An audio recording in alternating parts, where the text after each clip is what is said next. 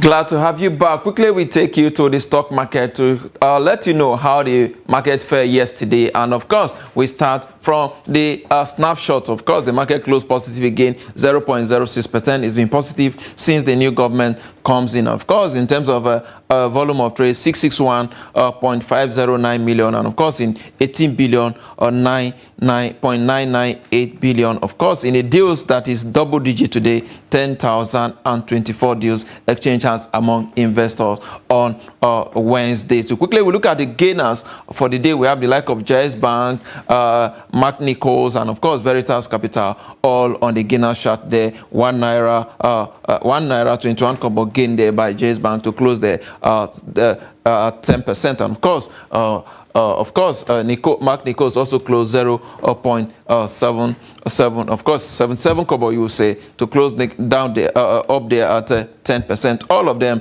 are closing 10% on the gainers table. We look at the losers as well.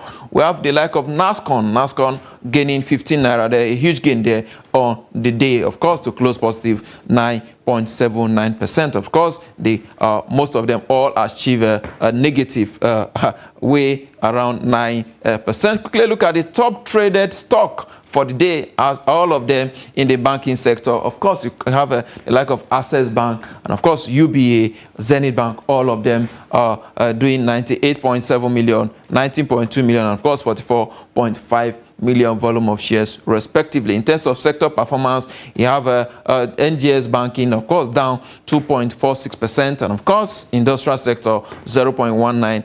The rest on the positive side, NGS consumer, oil and gas on the positive, and insurance down a huge number there, 2.52%. The rest of Africa are also not doing badly. GSE in Joburg is down to 1.15%. Of course, in Nairobi, Kenya, the market is up 4.39%. A huge gain there in one-day trade. USC in Uganda also closing positive 1.66%. Interesting development across the market sectors, of course, in Africa. But the key issue we're actually looking at this morning as we switch to our discussion is the issue of fuel subsidy that was removed by the new government. And of course, this has affected the cost of PMS in Nigeria. Now, I have joining me an energy analyst and executive director of CGID, Dr. Toby Oluwatola, to share his thoughts on this development. Good morning, Dr. Toby. Thank you for having me, Yusuf. Good morning. Yes, good to have you today. You are not in the studio today. It's good to have you, though.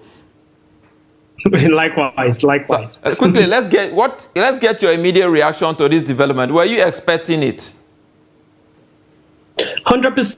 I think that we have to be clear that the subsidy was already gone because by virtue of the Petroleum Industry Act, it doesn't make room for a subsidy. So the subsidy was already gone. It was only a matter of when we would. We seem to be having an audio challenge there with Dr. Toby there. We hope that we get the clearer audio there with him. But then we go on a very quick break. When we come back, the discussion continues.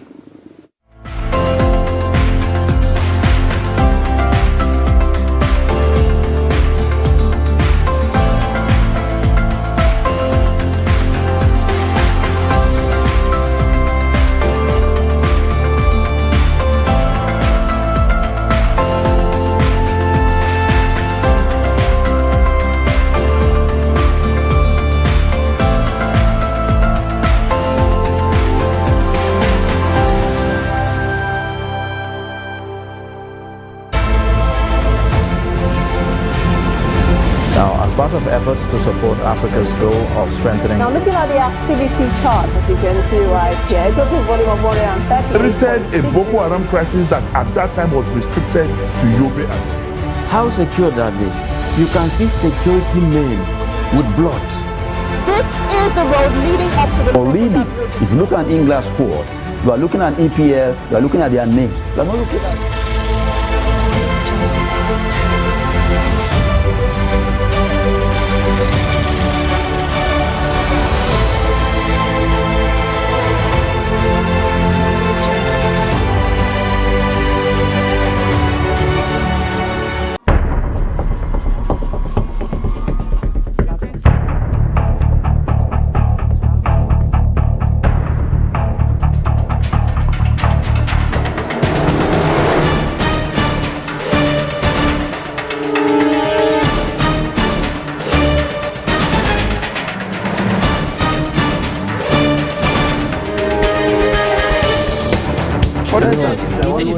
That's great.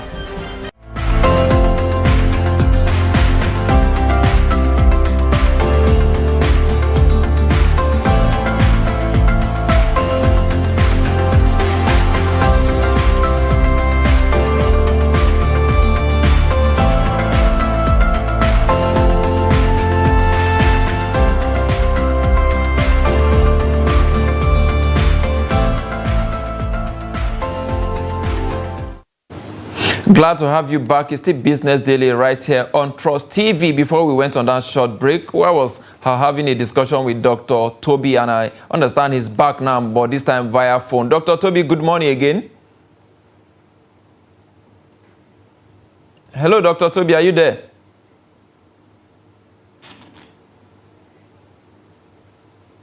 Okay, we seem to be having challenges with Dr. Tobide, and if we cannot get him, subsequently we'll actually bring him on board. But we'll make a switch over now to our discussion for today. We're looking at of course, how the new government can actually develop the mining sector and, of course, create jobs along that line. It's a sector that needs to be developed, especially when we are talking about industrialization of the economy. And I have in the studio Dr. Solomon Idebiri. He's the immediate past president, Nigeria Institute of Welding, and of course, chairman, Nigeria Welding Sector Skills. He's also a fellow of Nigerian Meteorological Society, and of course, a member of the Order of the Niger. Good morning, Dr. Idebiri. Good morning, Yusuf. It's good to have you here. Thank you. Yes, a new government is in place. We're actually looking they talk about job creation, and some of the areas that jobs can actually come from is in your sector. How can that be achieved? Well, good morning, viewers. Yusuf, we'll be talking about this mining sector, and it's a key sector, a sector that can actually compete with the oil sector, oil and gas sector. But however, it has not received the adequate attention of government, and that's something we need to look at very critically. I would say government need to look at the entire value chain for mining. We want to start by saying that mining is the process of extracting minerals from the earth crust. Yes, absolutely. But it doesn't end there. You extract, you bring it to soil, you process, you transport, you sell, you market it, and all that. So how do we get all this into focus? And we have a lot of minerals in Nigeria. Absolutely. So I will be looking critically at the processes Nigeria need to take in creating jobs in this mining sector, which is critical to us. Because if we must increase our GDP, if we must increase the job opportunities for Nigerian youths, especially, not just the youths, businessmen and all that, then we must look at developing the mining sector across its entire value chain. Take a look at, for instance, the mining tools. It's a lot of job that can be created out of the mining tools. We need to be able to develop facility, workshops that can produce mining tools, so that most of these mining tools will not be imported.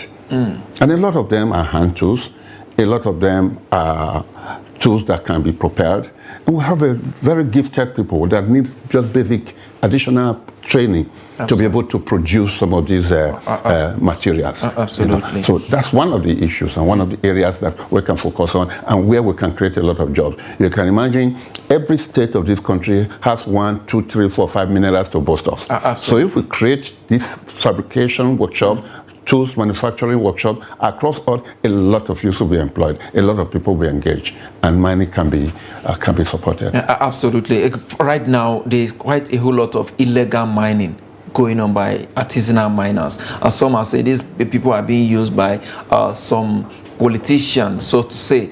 But in creating a job in this sector, would that in any way take those people out of job, or just to harmonize it and, of course, make what the activities legal? The artisanal miners, they are a key factor. It's just like if you look at the informal sector in the technical field, you can't do away with them. You're not going to do away with the informal sector in welding. You're not going to do away with the informal sector in carpentry. You're not going to do away with the informal sector in electric. All skills, all fields, the informal sector, they are important. And they form the core of these artisanal people. Absolutely. Now, these artisanal miners are very unique. Government should be able to put them together. Extract them. We are extracting mineral from the soil, from the earth crust. Extract these artisanal miners from their users. Interesting. Like you said, they're being used by politicians. They're being used by people. Okay? Extract them from them. So they no longer have access to them. Wherever their base was, take them away from them. Take them through training. Take them through training. Support them with equipment. And support them, some of them, just go into the processing. Support them with processing equipment, laboratories, and all that.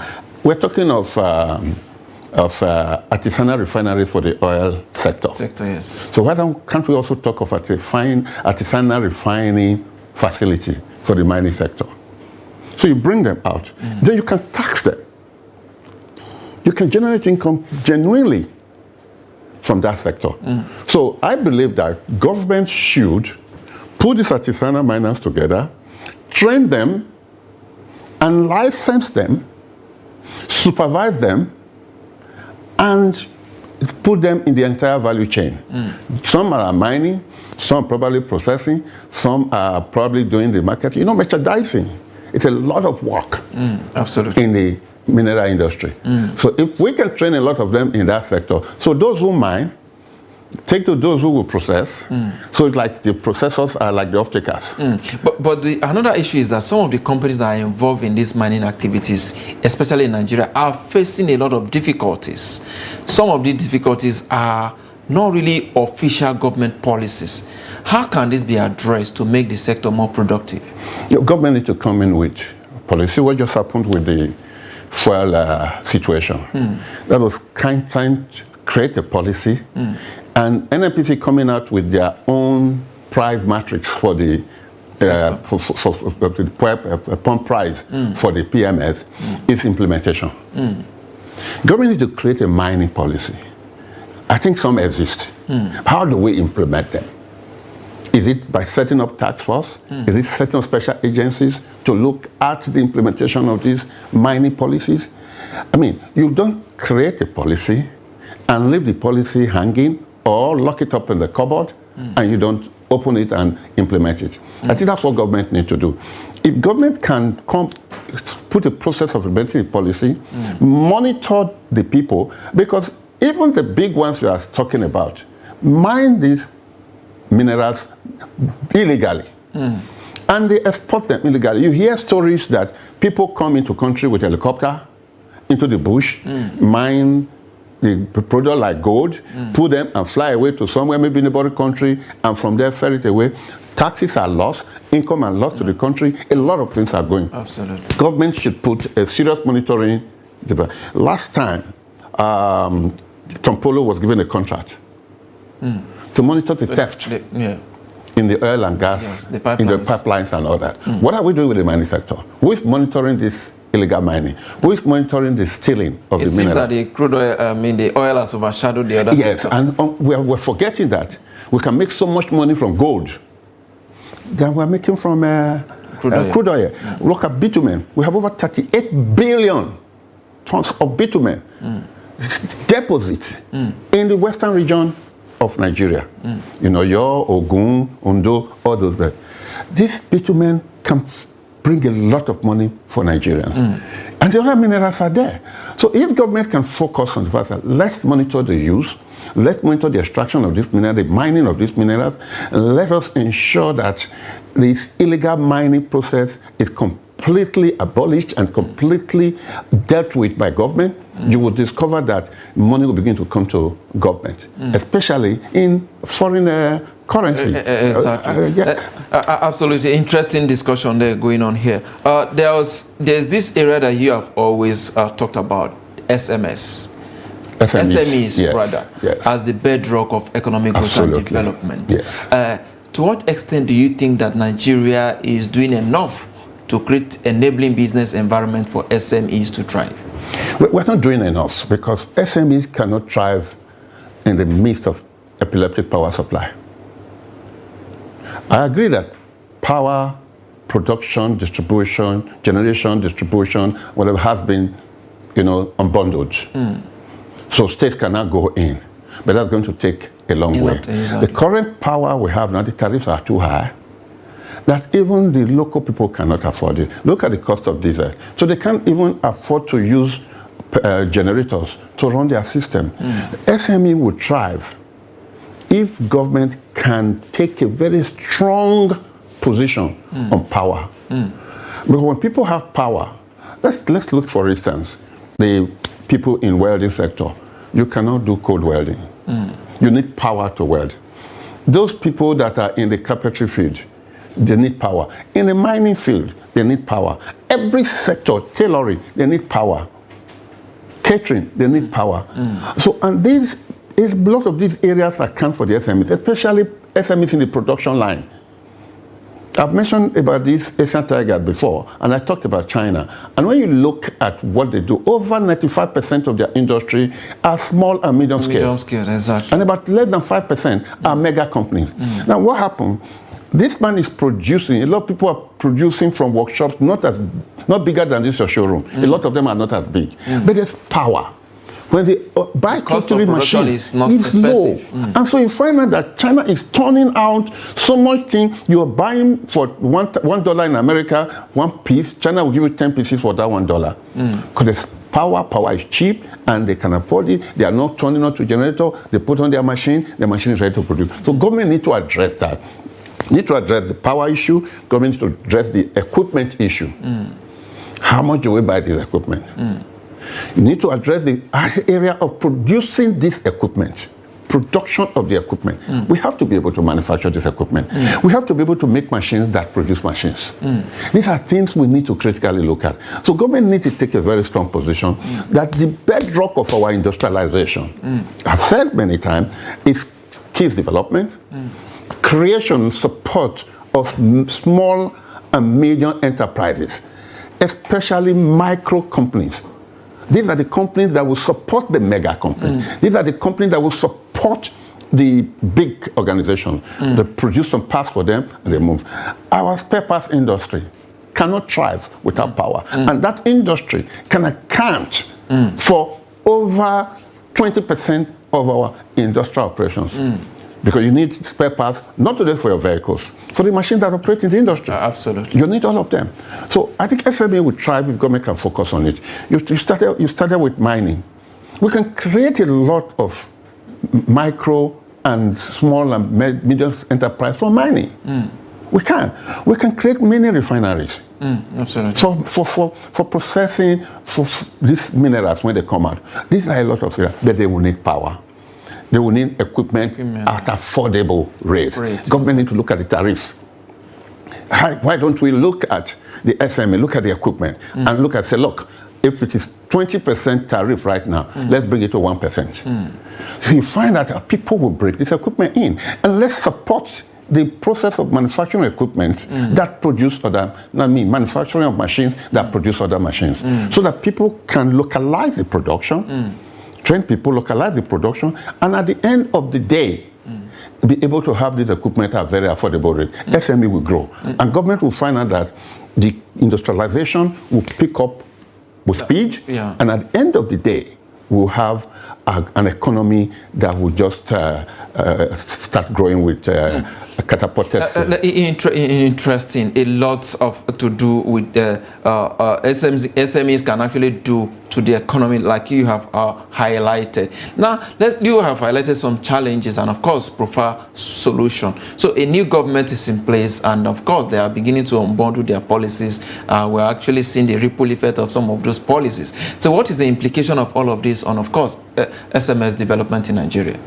Well, the first one that has come to mind, that has just happened, is the fuel increase, which is as a result of the subsidy removal. We know that subsidy was a very great virus, was a cankerworm in the Nigerian economic system.